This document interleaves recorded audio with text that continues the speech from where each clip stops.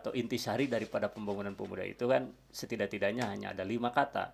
Yang pertama bicara tentang penyadaran, yang kedua bicara tentang pemberdayaan, yang ketiga berbicara tentang pengembangan. Nah, pengembangan itu sendiri dibagi ada pengembangan kepemimpinan, pengembangan kewirausahaan, dan pengembangan kepeloporan. Bismillahirrahmanirrahim. Assalamualaikum warahmatullahi wabarakatuh. Salam sejahtera untuk kita semua. Sampurasun, salam pemuda. Selamat datang di Mimbar Pemuda, media inspirasi pemuda Bandung Barat. Bersama kita semua, di hadapan saya sudah hadir Bung Iip Saripudin. Beliau ini bupatinya pemuda di Bandung Barat. Selamat datang, Bung. Siap. Gimana kabarnya, sehat? Alhamdulillah baik. Terima kasih sudah menyempatkan hadir di sela-sela kesibukannya sebagai Ketua DPD KNPI periode 2021-2024 ya, Bung. Ya. Eh, ada suatu statement pertama ketika Bung Iip ini menjadi ketua terpilih. Itu ada statement pemuda Bandung Barat itu harus tertib, berkarakter, terampil, inovatif, berdaya guna untuk lingkungan masyarakat, gitu, Bung. Itu implementasinya sejauh mana sih, Bung, di KNPI sendiri? Ya, bismillah, bahwa memang pemuda itu identik dengan sosok yang penuh inovatif. Tetapi kemudian dewasa kali ini dengan berbagai percampuran budaya dan lain-lain, sehingga pada akhirnya perkembangan pemuda itu ada yang terlupakan, yaitu dari sisi karakter. Oleh karenanya, ketika saya terpilih menjadi ketua KNPI, yang kata pertama yang kalimat yang saya dengungkan adalah bahwa pemuda harus menjadi sosok yang memiliki karakter. Karakter ini dibagi pada dua bagian. Yang pertama ada karakter keagamaan, yang kedua karakter kebangsaan, dan ini harus berimbang dua-duanya. Salah satu contoh misalkan ada karakter dari sisi keagamaan, yaitu jujur. Bahwa kita semua dituntut, pemuda dan bahkan bukan pemuda pun semuanya dituntut untuk jujur. Tapi di sisi lain ada karakter kebangsaan. Salah satu contohnya diantaranya adalah memiliki etos kerja yang baik. Ini pun sama. Oleh karenanya karakter ini harus terpenuhi dua-duanya.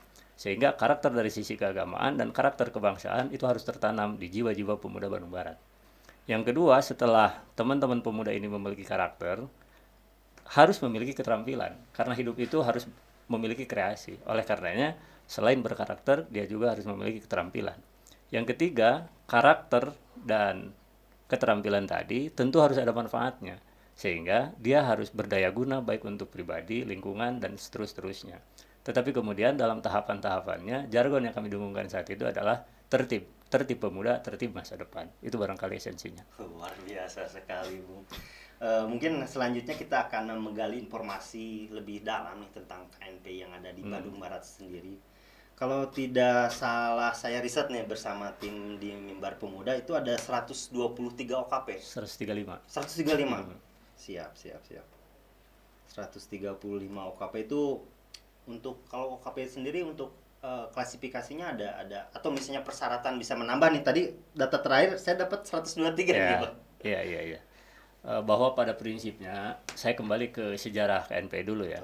Bahwa KNPI ini terbentuk atas inisiasi dari beberapa organisasi kepemudaan. Sehingga KNPI adalah Komite Nasional Pemuda Indonesia yang keanggotaannya tidak bersifat personal, tapi sifatnya adalah lembaga kemasyarakatan pemuda atau yang sering kita sebut dengan OKP. Oleh karenanya, baik dalam anggaran dasar maupun anggaran rumah tangga, itu ada syarat-syarat bagaimana keberhimpunan. Secara sederhana saja bahwa untuk dapat bergabung menjadi anggota KNPI atau OKP itu ingin bergabung di KNPI, yang pertama harus menerima deklarasi pemuda. Yang kedua, tentunya ada syarat-syarat yang lain termasuk syarat administrasi. Syarat administratifnya mereka juga harus berdiri di tingkat nasional, berdiri di tingkat provinsi, dan kemudian harus ada di tingkat daerah. Nah, di DPD KNPI Kabupaten Bandung Barat, organisasi yang berhimpun adalah organisasi yang memang sudah terdaftar baik di pusat maupun di tingkat provinsi Jawa Barat. Nah, itu sehingga tentu saja dalam perkembangannya pastinya ini terjadi fluktuatif atau naik dan turun gitu. Maksudnya adalah bahwa organisasi yang berhimpun pun itu bisa kita coret, bisa kita turunkan derajatnya dari keberhimpunan manakala tadi ada pelanggaran-pelanggaran, termasuk syaratnya untuk dapat berhimpun itu di tingkat kabupaten harus memiliki setengah daripada wilayah. Nah, di Bandung Barat ada 16 kecamatan, sehingga syarat bergabung itu setidaknya memiliki pengurus di tingkat kecamatan, apapun itu namanya, apakah anak cabang ataupun apa, sejumlah 50% berarti 8 kecamatan. Kalau tidak memenuhi berarti itu diturunkan dari peserta penuh menjadi peninjau. Kurang lebihnya begitu. Siap, siap. Sedikit kutipan dari tweetnya Bung juga nih Ya. ya. Bertahan dalam situasi normal itu biasa, tapi eksis dalam ketidaknormalan itu luar biasa. Ya. Nah, bertepatan dengan di terpilihnya Bung Ip ini sebagai ketua, kita dihadapkan dengan situasi COVID nih. Ya. Dampaknya seperti apa nih, Bung? Saya kira bukan hanya kita ya, Betul. tapi semua sektor kehidupan, baik itu pemerintahan maupun swasta, itu mengalami dampak daripada COVID ini. Sehingga di masa-masa awal COVID ini kita masuk pada ketidaknormalan. Betul. Oleh karenanya, baik secara pribadi maupun secara kelembagaan, tentu kita harus bertahan. Sehingga kalimat yang saya sampaikan saat itu bahwa bertahan di situasi normal itu biasa. Tapi ketika kita harus eksis di situasi yang tidak normal, ini tentu memiliki tantangan tersendiri, sehingga saya katakan itu menjadi sesuatu yang luar biasa. Nah, bagaimanapun ketika COVID ini kita harus mengkonsolidasi organisasi, konsolidasi pengurus dan lain-lain, tentunya memiliki hambatan-hambatan tersendiri. Bagaimanapun saat itu ada pembatasan tatap muka dan seterusnya. Sehingga pada akhirnya kita harus adaptif dengan kondisi yang ada itu. Alhamdulillah hari ini kita masuk pada situasi yang sudah relatif normal gitu. Nah, berbeda saat itu kita harus melakukan biasanya misalkan ada rapat dilakukan secara tatap muka, kita harus merubah itu semua gitu. SDM-nya juga belum siap, terus yang kedua perangkatnya pun belum siap, sehingga benar-benar kita harus bertahan pada situasi yang tidak normal kalau menurut saya saat itu. Siap, siap. Seperti yang kita ketahui bersama ya, pemuda adalah suatu entitas dalam sebuah bangsa ya, Bung ya. Yeah. Khususnya di Indonesia, keberadaan pemuda dan peran pentingnya kita ketahui bersama. Sejak dulu kita pemuda itu selalu hadir dan muncul dalam sejarah dunia gitu. Yeah. Dan secara historis pun di Indonesia gitu, hakikat pemuda Indonesia itu didirikan oleh pemuda gitu kan. Karena kata Indonesia pertama kali disebutkan dalam forum pemuda bernama Muda Indonesia. Yeah. Kemudian lagu Indonesia Raya pun dikumandangkan pertama kali pada Kongres Pemuda di tahun 1928. Kemudian secara historisnya juga 1908 itu ada Budi Utomo. Di 1928 itu ada Sumpah Pemuda, proklamasi kemerdekaan pun digagas oleh pemuda. Kemudian di 1973 ada Deklarasi Pemuda. Terakhir di 21 Mei 1998 itu ada gerakan reformasi, itu diinisiasi oleh pemuda dan mahasiswa juga. Nah, gebrakan apa nih yang akan Bung lakukan di Bandung Barat untuk mencetak histori gerakan pemuda tersebut? Ya, bahwa selalu ada kalimat yang menyatakan pemuda adalah generasi masa depan. Betul. Dan pemuda adalah penerus masa depan. Tinggal pertanyaannya sekarang kita balik. Ketika kita sudah dinyatakan, dan ini tentunya sudah dimufakati, sudah disepakati bersama bahwa pemuda adalah calon pemimpin masa depan, pemuda adalah generasi di masa depan, pemuda adalah penerus di masa depan. Lantas apa yang mau kita lakukan? Ini tentunya pertanyaan harus dibalik kepada pribadi kita masing-masing. Maka jawabannya adalah mari kita siapkan diri kita pantaskan diri kita untuk menerima estafeta daripada proses perjalanan itu sendiri. Tadi kalau dibalik misalkan dari perjalanan sejarah bangsa Indonesia, tentu Undang-Undang 40 tahun 2009 pun tentang kepemudaan itu sudah mengakui eksistensi pemuda dari sejak pra-kemerdekaan, ketika kemerdekaan, bahkan sepanjang pembangunan ini diakui oleh undang-undang. Nah, oleh karenanya termasuk di Bandung Barat pun saya kira kalau kita tidak melakukan hal-hal yang sifatnya manfaat untuk mengembangkan kreativitas kita, untuk mengembangkan kecerdasan kita, tentu sesuatu yang sangat mustahil. Kalau kita dikatakan pemuda adalah generasi masa depan, mustahilnya apa? Mustahil masa depan akan kita raih kalau tidak ada persiapan dari diri kita. Itu barangkali. Oke, tadi yang disampaikan memang secara konstitusional pun kepemudaan itu dijamin oleh undang-undang di Undang-Undang 40 2009 ya. Yeah. Kemudian turunannya kebetulan saya riset juga di Kabupaten Bandung Barat sendiri itu sudah ada perdanya, Bu. Yeah. Nomor 4 tahun 2020 tentang pembangunan pemuda. Nah, setelah misalkan diamanatkan di konstitusi, implementasinya sudah berjalan belum untuk Perda nomor 4 ini sendiri? Bahwa tadi tata urutnya memang dari Undang-Undang Dasar 45 yang kemudian kemudian dari Undang-Undang 40 tahun 2009 dan itu kemudian diturunkan dalam bentuk Perda di kita ya. Perda nomor 4 tahun 2020 tentang pembangunan pemuda. secara implementatif saya kira memang mungkin adalah satu dua hal yang memang itu dilakukan, tapi secara teknis kita masih membutuhkan satu payung hukum dalam bentuk Perbub yang akan mengatur bagaimana implementasi daripada undang-undang maupun Perda itu sendiri. Nah, hari ini di Kabupaten Bandung Barat memang belum diterbitkan tentang Perbub pembangunan atau penjabaran dari Perda tersebut gitu, sehingga kita dorong itu semua. Nah, bicara tentang implementasi itu sendiri saya kira sederhana, merundut pada undang-undang, merujuk pada undang-undang ataupun pada Perda. Ruh atau intisari daripada pembangunan pemuda itu kan setidak-tidaknya hanya ada 5 kata. Yang pertama bicara tentang penyadaran, yang kedua bicara tentang pemberdayaan, yang ketiga berbicara tentang pengembangan. Nah, pengembangan itu sendiri dibagi ada pengembangan kepemimpinan, pengembangan kewirausahaan, dan pengembangan kepeloporan. Jadi, meskipun tadi belum ada secara teknis yang mengatur turunannya dari Perda itu ke Perbub, pada prinsipnya program di pemerintah daerah itu sesungguhnya sudah ada gitu, beberapa, meskipun belum maksimal, dan itu yang harus kita dorong bersama-sama. Baik Bung, terus ada isu nasional juga mungkin Bu ya, untuk di masalah keberpihakan anggaran antara kepemudaan dan atlet mungkin ya. Ya. Dan menurut saya itu untuk di organisasi itu yang paling penting, yang paling di setiap organisasi keterkaitan dengan akomodasi mungkin Bu. Ya. Nah, terkait dengan hal tersebut, peran pemerintah sejauh ini seperti apa Bung di Pemda Kabupaten Bandung Barat itu sendiri? Ya, perhatian pemerintah kepada pemuda Bandung Barat saya kira ada, tapi itu perlu ditingkatkan. Artinya bahwa dari sisi tadi ada beberapa daerah justru yang belum memiliki Perda kepemudaan. Bandung Barat itu sudah punya. Artinya bahwa keberpihakan pemerintah Bandung Barat terhadap pemuda itu sudah ada, ditunjukkan dengan terbitnya Perda itu sendiri. Yang kedua, bahwa perhatian pemerintah daerah terutama kepada KNPI, yang mana bahwa KNPI ini adalah wadah berhimpunnya pemuda, itu pun alhamdulillah ada. Meskipun tadi bicara tentang kebutuhan, kita banyak kebutuhan tentunya itu, tapi kita paham dengan kondisi yang ada, sehingga apapun yang kita terima hari ini itu kita coba maksimalkan dengan upaya-upaya yang ada kan gitu. Bahwa perhatian pemerintah daerah terhadap pembangunan pemuda kita inginnya maksimal, kita ingin dorong. Karena apa? Karena tadi gitu, kembali lagi bahwa pemuda itu adalah generasi masa depan.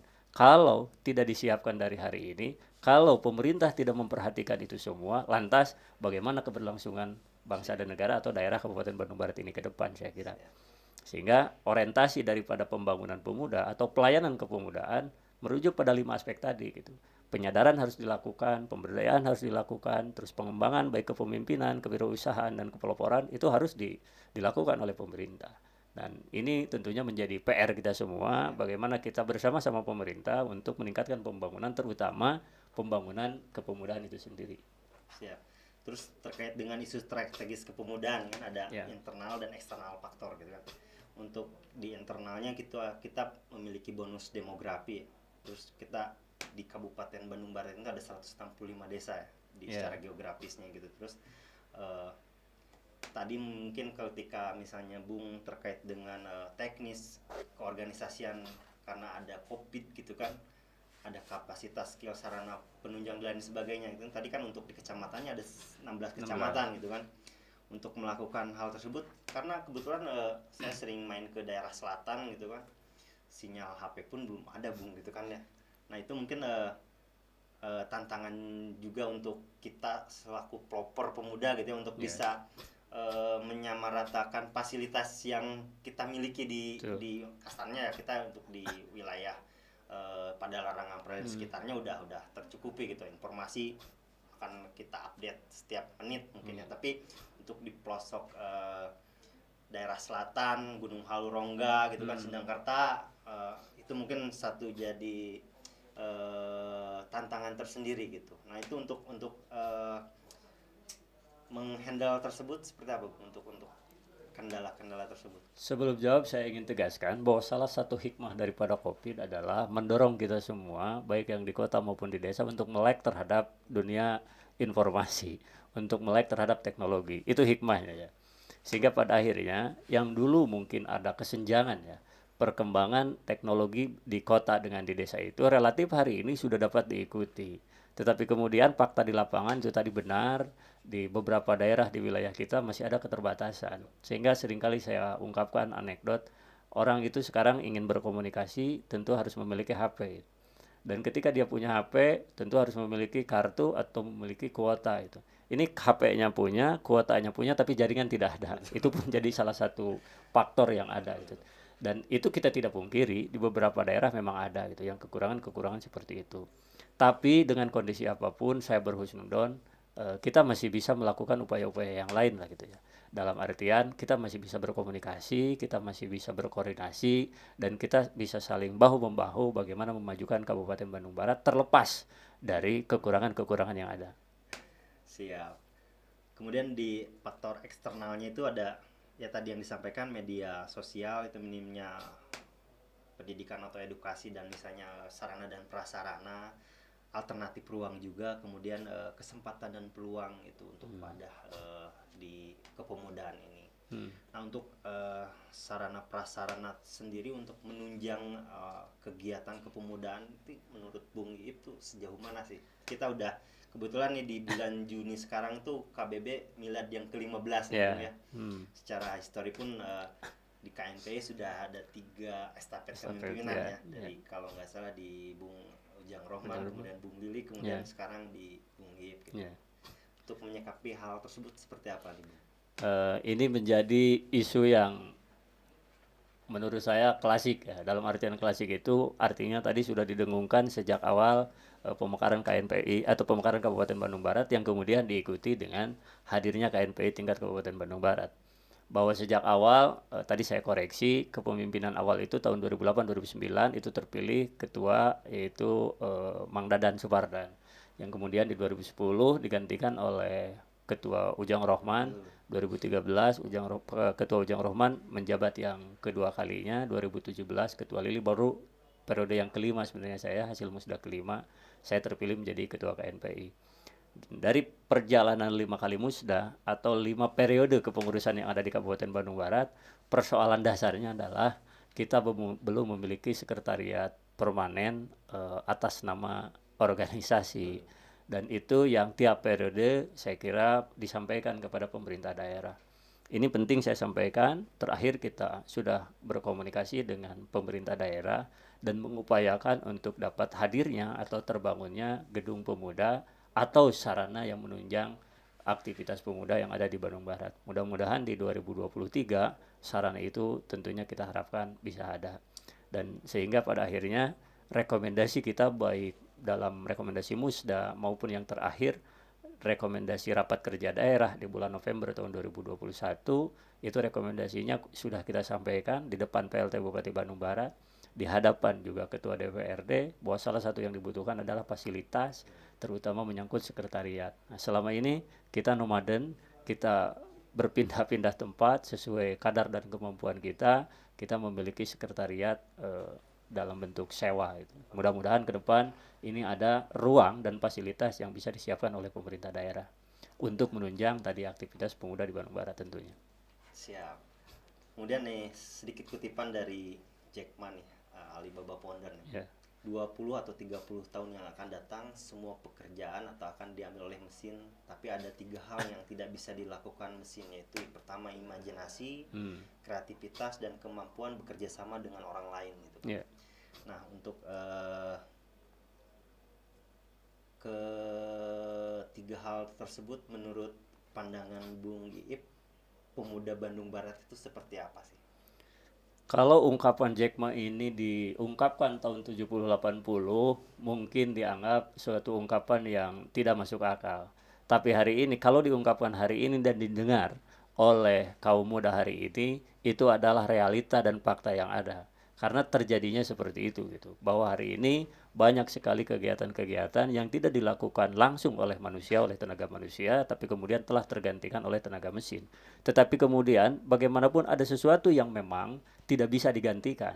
Yaitu tadi ketika berbicara tentang imajinasi, kreativitas, dan kerjasama, itu hanya dimiliki oleh manusia dan tidak dimiliki oleh mesin. Oleh karenanya, bicara tentang itu, perkataan Jack Ma itu adalah fakta hari ini, dan kemudian harus dinyatakan benar juga oleh teman-teman muda Bandung Barat. Dan untuk mengkanter itu semua gitu supaya eh, imajinasinya ada, terus yang kedua kreativitasnya ada, kerjasamanya ada. Tentunya ini harus sama-sama semua berjuang gitu untuk sama-sama terus meningkatkan diri, untuk satu sama lain bisa saling terkoneksi gitu sama satu sama lain. Oleh karenanya saya kira pemuda Bandung Barat memiliki ketiga hal tersebut. Imajinasinya bagus, kreativitasnya ada, dan mampu bekerja sama. Dan siap didukung Dan oleh siap. KNPI ya. Dan tentunya KNP siap memfasilitasi itu semua. Mantap. Luar biasa, suatu kehormatan untuk saya bisa berbincang dengan Bung Ip selaku Ketua DPD KNPI, Bupatinya Pemuda di Bandung Barat. Sehat terus Kang. Amin. Lancar terus setiap ide gagasan dan program kerja di DPD KNPI. Semoga menjadi kebaikan dan keberkahan untuk Kabupaten Bandung Barat. Atas nama tim Mimbar Pemuda yang bertugas, saya Budiawan mengucapkan terima kasih. Support kami dan subscribe, like, and comment, share. Pemuda itu cepat, pemuda itu tidak mendahului, tajam tapi tidak melukai.